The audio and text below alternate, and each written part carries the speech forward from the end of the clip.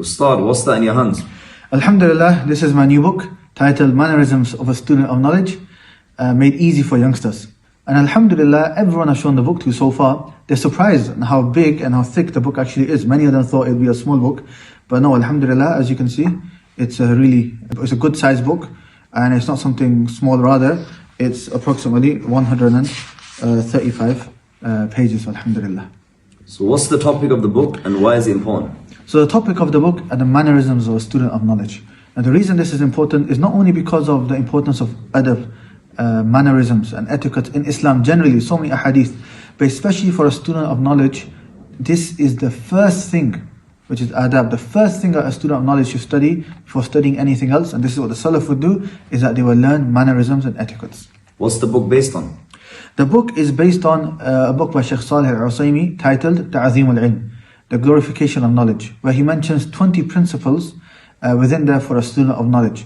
And as that book is 20 principles, I've mentioned all 20 principles in there, but I've also added in some extra benefits. I've made it easier, I've summarized each point and made it easier and easier English, and I've also added some extra benefits as well. So right at the end, I've summarized another book into one page, which is titled Obstacles of Knowledge by Shaykh Burgess. What's the problem you're trying to solve?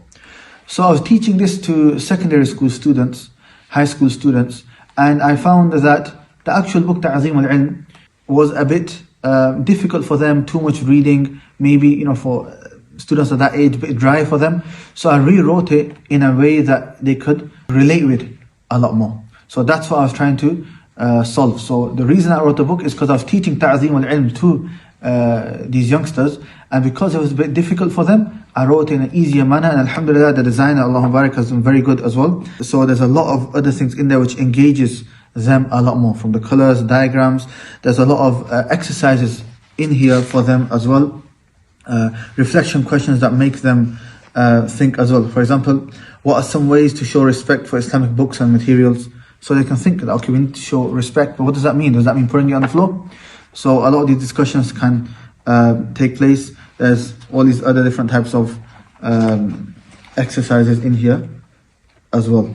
There's word searches, fill in the blanks. So there's a lot of stuff to keep the kids at that age engaged. And it's not just for them, it's not just for teenagers, it can be used for adults as well. Some parts, maybe the word searches, they can skip over. Well, they might enjoy it, you never know. But the book, even though primarily is for teenagers, it can be used for those lower than them and those older than them as well. And where can we find the book? The book, Alhamdulillah, can be found on Amazon. If you click on the link below, or if you just type my name in or the book's name in Amazon, you can find it there, and they'll